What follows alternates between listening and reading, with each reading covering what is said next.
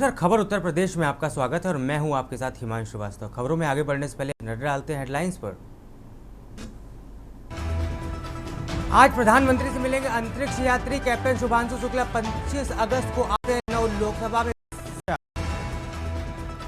Company ने छांगू अवैध feeding खादों में साल में जाए कम से कम 20 करोड़। अतीक ने मेरी जिंदगी तबाह की, कैसे चुप रहती थी, सपा से निष्कासित की सरकार माफिया को संरक्षण देती। लखनऊ निगम कार्यक्रम में 6 विरोध, निर्वाचित सपा से 5 सपा पार्षद सदन में 88 बाद हुआ कलेक्शन। मेरठ में करनाल हाईवे पर भूनी टोल के पास कर्मचारियों ने सेना के जवान और उसके भाई को पीटा, कपड़े फाड़कर किया लहूलुहान। यूपी से मानसून ने बनाई दूरी, 21 अगस्त तक पड़ेगी परेशान करने वाली गर्मी। मौसम विभाग ने की चेतावनी। आप देख रहे हैं के न्यूज, खबरों का सारथी। अब रुक करते खबरों की और खबर से, जहां फतेहगढ़ कानपुर रोड स्थित मेजर एडी सिंह विश्वविद्यालय में 79वां स्वतंत्रता दिवस हर्षोल्लास के साथ मनाया गया। विश्वविद्यालय परिसर को तिरंगे को और झंडों को रंग बिरंगे गुब्बारों से सजाया गया। कार्यक्रम की शुरुआत कुलाधिपति डॉक्टर अनार सिंह यादव और चेयरपर्सन डॉक्टर अनीता यादव, प्रति कुलाधिपति डॉक्टर अंचल सिंह और यादव, मैनेजिंग डायरेक्टर ने की।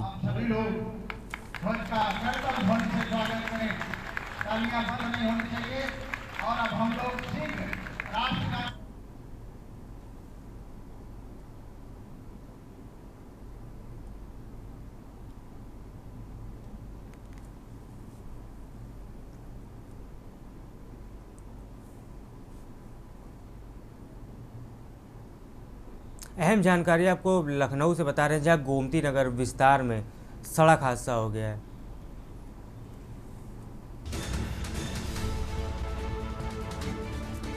तेज रफ्तार कार पेड़ से टकराकर यहां पलट गई है। राहगीरों ने फंसे 2 युवकों को फिलहाल सुरक्षित बाहर निकाल लिया है। अहम जानकारी आपको लखनऊ से बता रहे हैं, जनेश्वर मिकरा पार्ट गेट नंबर 5 के पास यह हादसा बताया जा रहा है। गोमती नगर विस्तार में सड़क हादसा देखने को मिला है। तेज रफ्तार कार यहां पर पेड़ से टकराकर पलट गई है। राहगीरों ने फंसे 2 युवकों को फिलहाल सुरक्षित बाहर निकाल लिया है। Janeshwar Mishra park gate number 4 के पास यह हादसा बताया जा रहा है। गोमती नगर विस्तार में सड़क हादसा हुआ है। तेज रफ्तार कार पेड़ से टकराकर यहां पर पलट गई है। गनीमत ये रही कि वहां पे मौजूद लोगों ने दोनों कार सवारों को सुरक्षित बाहर निकाल लिया है। आपको बता दें, Janeshwar Mishra park gate number 4 के पास यह हादसा बताया जा रहा है।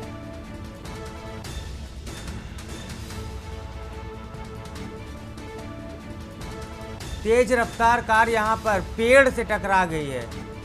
फिलहाल वहां पर मौजूद लोगों ने दोनों कार सवारों को सुरक्षित बाहर निकाल लिया है।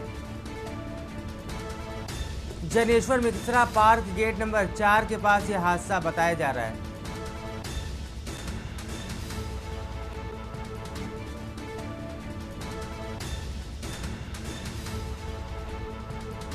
तेज रफ्तार कार यहां पर पेड़ से टकराकर पलट गई है। गनीमत यह रही कि वहां पे मौजूद लोगों ने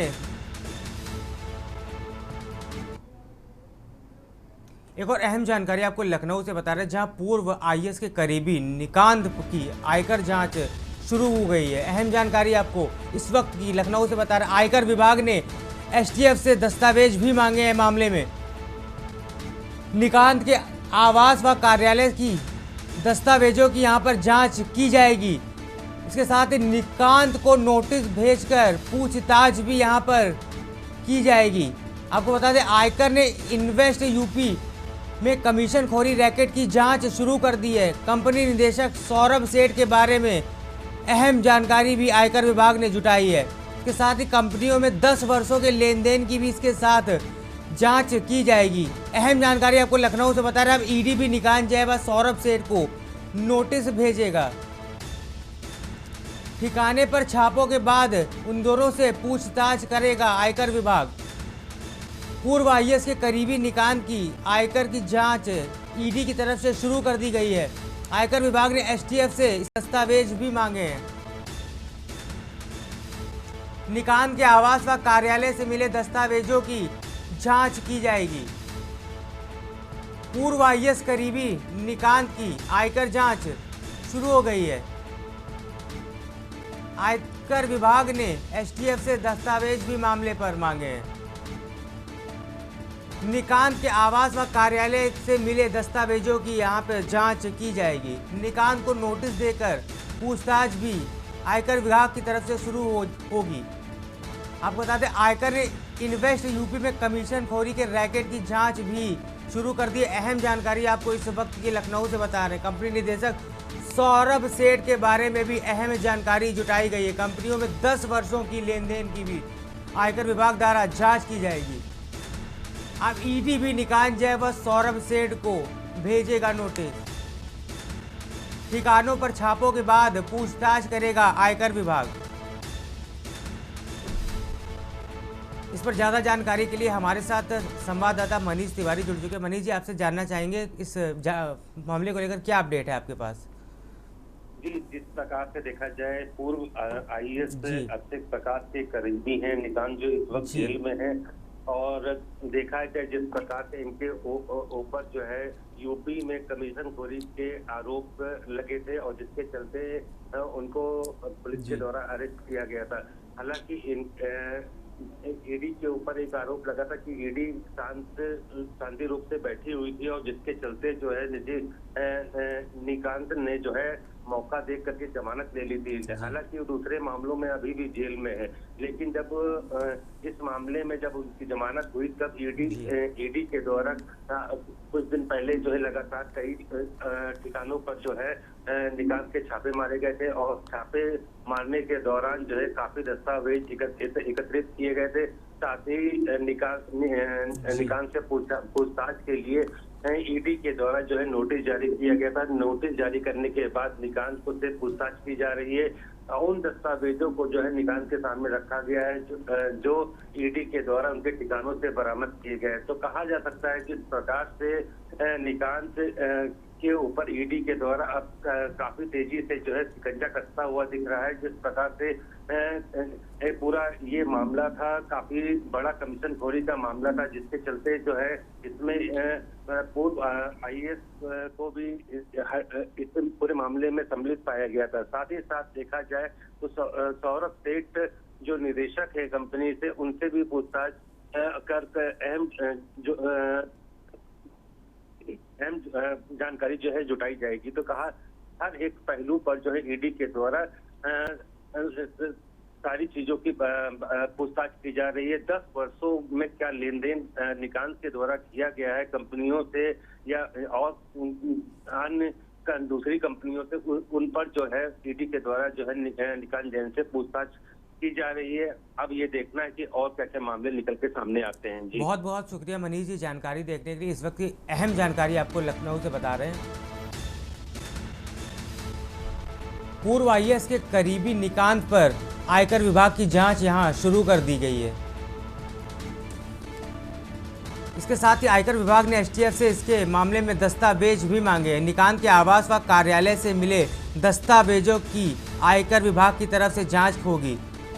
अहम जानकारी आपको लखनऊ से बता रहे हैं। पूर्व आईएएस के करीबी निकांत की जांच शुरू होगी। आयकर विभाग ने एसटीएफ से इसके लिए दस्तावेजों की मांग की है।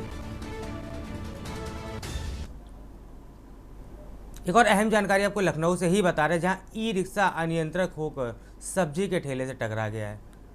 आपको बता दें 4 साल के बच्चे अभ्यांश की मामले में दर्दनाक मौत हो गई है।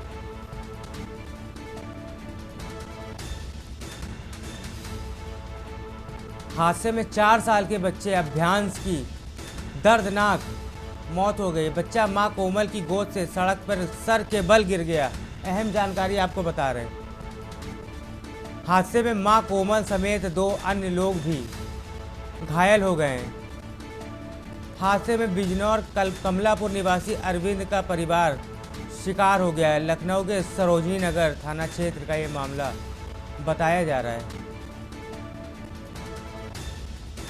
ई रिक्शा अनियंत्रित होकर सब्जी के ठेले से टकराया। हादसे में 4 साल के बच्चे की दर्दनाक मौत।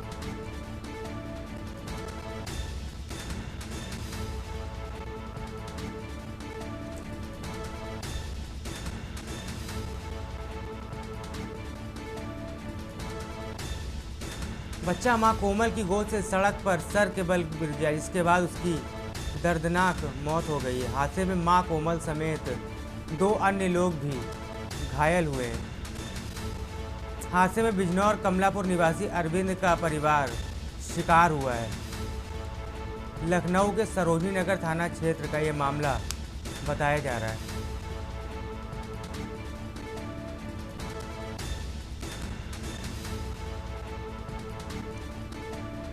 हादसे में 4 साल के बच्चे अभ्यांश की दर्दनाक मौत हो गई है।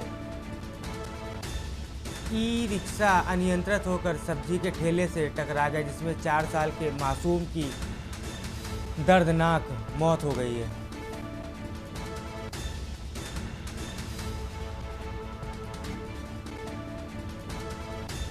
हादसे में मां कोमल समेत 2 अन्य लोग भी घायल हुए हैं। हादसे में बिजनौर कमलापुर निवासी अरविंद का परिवार शिकार हुआ है। लखनऊ के सरोजनी नगर थाना क्षेत्र का ये मामला बताया जा रहा है।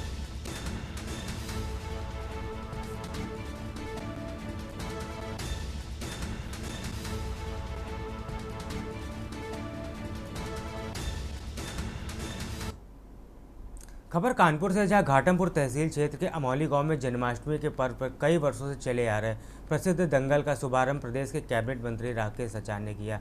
आयोजक कमेटी कार्यक्रम में पहुंचे मंत्री का जोरदार स्वागत किया, जबकि मुख्य अतिथि पहलवानों से हाथ मिलाकर दंगल शुरू कराया गया। इसके बाद विभिन्न प्रदेशों से आए पहलवानों ने एक दूसरे से हाथ मिलाकर स्वयं को साबित करने की जोर आजमाइश करते हुए अयोध्या की हनुमानगढ़ी और हरियाणा के पहलवानों के बीच सबसे दिलचस्प मुकाबला देखने को मिला। इस दौरान आयोजन स्थल पर मौजूद दर्शक कई बार भारी पड़ने वाले पहलवान का हौसला बढ़ाने और तालियां बजाने को मजबूर रहे। इस मौके पर अपना दल के नेता सत्य प्रकाश, पूर्व प्रधान राम भजन सिंह, रामकरण सिंह, सुरेंद्र सिंह परमार, कुक्कू सचान, नीरेश भदौरिया, सर्वेश पांडे, राम सिंह व आशीष कुमार सहित आसपास ग्राम पंचायतों के कुश्ती के शौकीन लोग मौजूद रहे।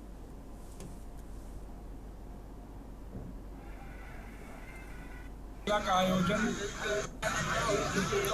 हमारी कई पीढ़ियों से चला आ रहा है। पूर्वजों से बदलाव थोड़ा सा हुआ है। पहले जो ग्रामीण क्षेत्र में दंगल लगते थे, आयोजन होते थे, जो हम लोग अपने यहाँ रक्षाबंधन, जन्माष्टमी के अवसर पर हर गांव में मनाते थे। ये आज हम लोग अमौली के परंपरागत लगातार कई वर्षों से जो दंगल का आयोजन हमारे यहाँ जो दंगल कमेटी के लोग कराते हैं, उसी आयोजन में हम लोग आए थे। आज इसकी दंगल की शुरुआत हुई है और ये हमारा पुराना क्षेत्र है। यहाँ के लोगों ने लगातार हमारी मदद सहयोग किया और आज हम जिस स्थान पे हैं, यहाँ के भी लोगों का अभूतपूर्व सहयोग सदैव रहा है। इटावा के बकेवर थाना क्षेत्र के हरीश चंदी व इकौना मार्ग पर रविवार सुबह करीब 6 बजे पुलिस और ट्रैक्टर चोर के बीच मुठभेड़ हो गई। वाहन चेकिंग अभियान के दौरान ट्रैक्टर चालक पुलिस को देखकर भागने लगा। पुलिस ने ट्रैक्टर को रोकने का प्रयास किया, लेकिन बदमाश ने फायरिंग शुरू कर दी। जवाबी कार्रवाई में पुलिस ने बदमाश चंद्रशेखर उर्फ चंदू के पैर पर गोली मार दी, जिससे वह घायल हो गया। मुठभेड़ में उप निरीक्षक विनीत पांडे भी घायल हुए, जिन्हें बदमाश को महेवा CHC में उपचार के लिए भर्ती कराया गया। बदमाश के पास से चोरी का ट्रैक्टर, तमंचा व कारतूस भी बरामद हुए हैं। चंद्रशेखर के खिलाफ इसके पहले भी कई मामले दर्ज हुए। पुलिस के कई अधिकारी और जवान मौके पर मौजूद थे और मामले की जांच जारी है।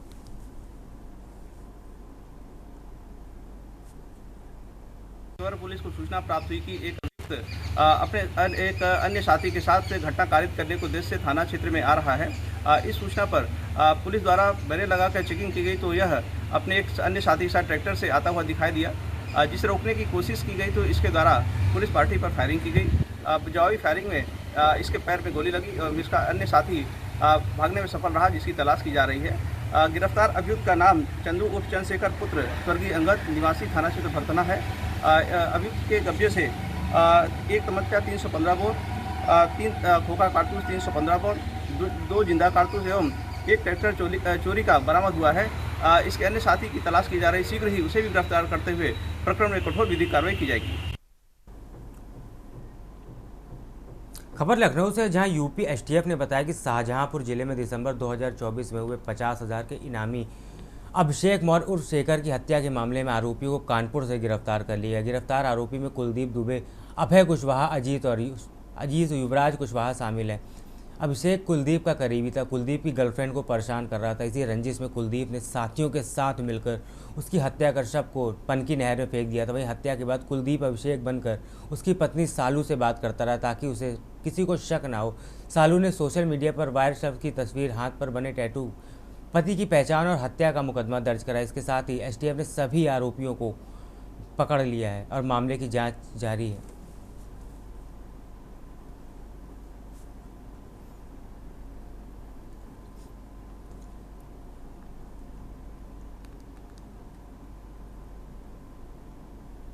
अमरोहा जनपद की मंडी धनौरा पुलिस ने अंतर्राज्यीय वाहन चोरों के गिरोह का भंडाफोड़ करते हुए एक शातिर वाहन को गिरफ्तार कर लिया है।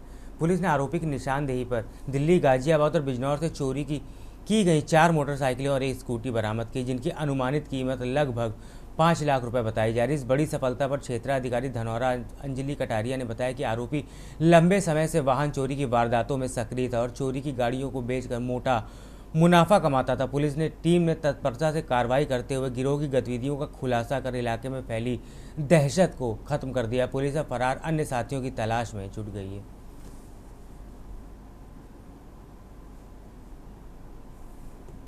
कल दिनांक 16 अगस्त को श्रीमान पुलिस अधीक्षक अमरोहा के नेतृत्व में अपराध और अपराधियों के विरुद्ध चलाए जा रहे अभियान के क्रम में थाना मंडी धनौरा पुलिस द्वारा एक अंतर्राज्यीय चोरी करने वाले गैंग का खुलासा किया गया और एक शातिर अभियुक्त फ़हीम पुत्र अब्दुल अजीज़ निवासी मोहल्ला सुभाष नगर को गिरफ्तार किया गया।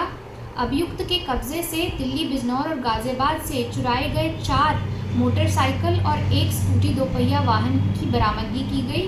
गिरफ्तारी और बरामदगी के आधार पर अभियुक्त फ़हीम पुत्र अब्दुल अजीज़ और रज़ी पुत्र मोहम्मद रफ़ी के विरुद्ध सुसंगत धाराओं में अभियोग पंजीकृत किया गया। अभियुक्त उपरोक्त को पुलिस द्वारा आज दिनांक 17 अगस्त को माननीय न्यायालय के समक्ष पेश किया गया। अग्रिम वैधानिक कार्यवाही की जा रही है। शिवालिक पहाड़ियों सहित उत्तराखंड व हिमाचल प्रदेश में हो रही बारिश के बाद यमुना का जल स्तर भी बढ़ गया। हथनीकुंड बैराज से 2.25 लाख क्यूसेक से अधिक पानी छोड़ा गया, जिससे यमुना तटवर्ती गांवों के ग्रामीणों और देश की राजधानी दिल्ली के निचले इलाकों में जल भराव की आशंका बन गई। दरअसल पहाड़ों में हो रही बारिश मैदानी इलाकों के लिए आफत बन गई है। पहाड़ों में बारिश के बाद यमुना नदी का जल स्तर लगातार बढ़ रहा है और हथनीकुंड बैराज से 2.25 लाख क्यूसेक पानी यमुना में ड्रॉप किया गया है। हथनीकुंड के बैराज से सायरन बजने के साथ ही शाम 4 बजे 1,70,000 क्यूसेक पानी गिराया गया। सिंचाई विभाग ने यमुना से सटे इलाकों में अलर्ट जारी कर दिया। साथ ही दिल्ली सिंचाई विभाग को भी अवगत करा दिया गया। आपको बता दें कि हथनीकुंड बैराज से यमुना नदी में छोड़ा गया पानी 72 घंटे बाद देश की राजधानी दिल्ली पहुंचता है और कई बार तबाही का कारण बनता है।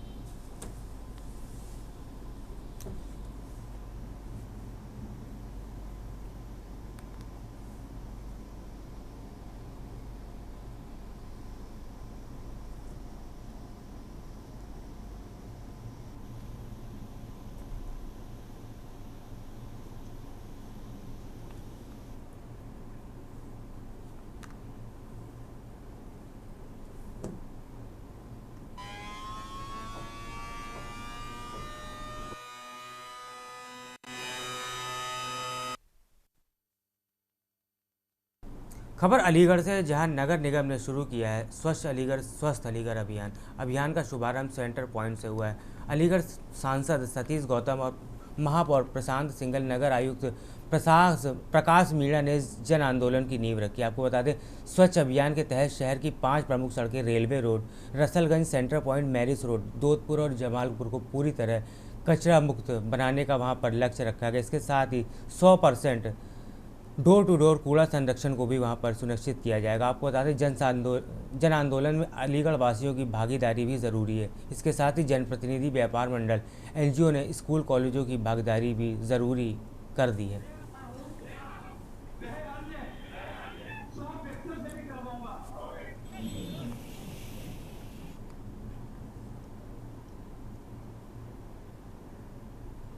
खबर फर्रुखाबाद से, जहां कायमगंज के कंपिल थाना क्षेत्र के रायपुर चिन्हट गांव के पास एक विवादास्पद मामला सामने आया है।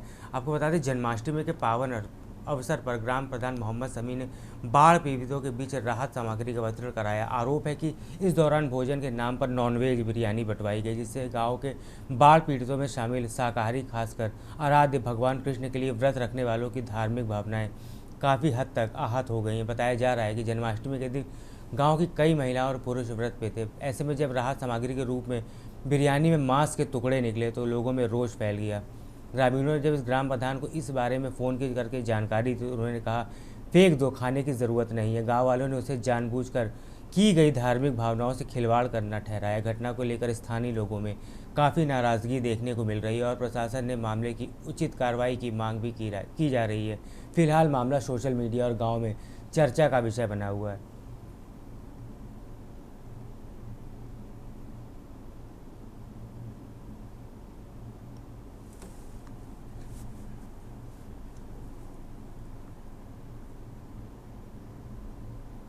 आगरा में झोला छाप अस्पतालों के नाम पर कसाई घर खुले, जहां आए दिन कसाई किसी न किसी जिंदगी को आहुति ले रहे हैं। ताज़ा मामले में एक गर्भवती महिला के परिजनों ने लापरवाही से गर्भवती की मौत का आरोप लगाया, जिसकी शिकायत अब राज्य महिला आयोग के अध्यक्ष से की गई। 1 महीने से खेरागढ़ के रहने वाला परिवार घर की बहू की अस्पताल की लापरवाही से मौत मामले में इंसाफ के लिए भटक रहा है। हार कर पीड़ित परिवार ने राज्य महिला आयोग की अध्यक्ष बबीता चौहान के घर पहुँचकर इंसाफ की गुहार लगाई। पीड़ित के जेठ ने बताया कि उसके छोटे भाई की पत्नी गर्भवती थी, जिसे वे अस्पताल ले जा रहे थे। इसी दौरान नरेंद्र उर्फ नंदू, जो झोला छाप है, कहा कि वह अपने हॉस्पिटल में सस्ते में डिलीवरी करा देगा, लेकिन डिलीवरी के बाद लापरवाही से महिला की मौत के मुंह में पहुंचा दिया, जिसके बाद दूसरे झोला छाप जीवन रेखा हॉस्पिटल में उसे भर्ती कराया गया, जहां महिला की मौत हो गई। इस मामले में मुख्य चिकित्सा अधिकारी और पुलिस अधिकारियों को साफ तौर से कार्रवाई के आदेश दिए गए। उन्होंने ये भी बताया कि दोनों हॉस्पिटल्स ने इलाज के पहले खुद को बचाने के लिए ब्लैंक पेपर पर साइन करवाए थे। यह भी एक अपने आप में बड़ा सवाल है।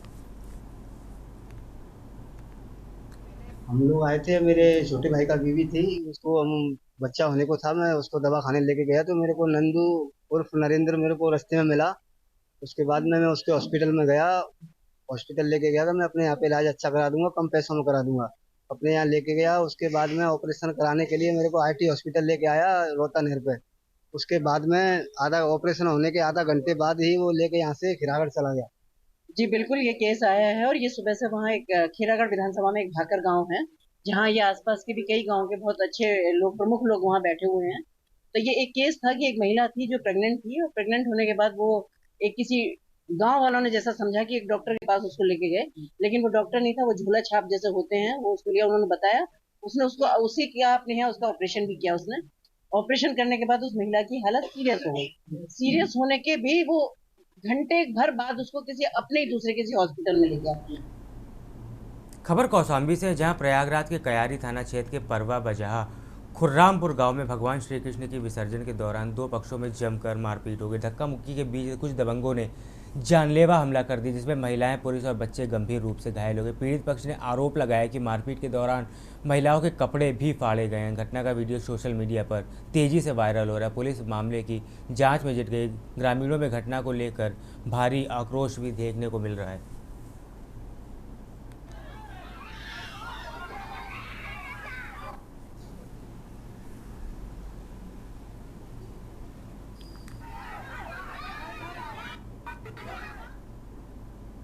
खबरों में फिलहाल इतना ही। आप बने रहिए के न्यूज़ इंडिया के साथ। नमस्कार।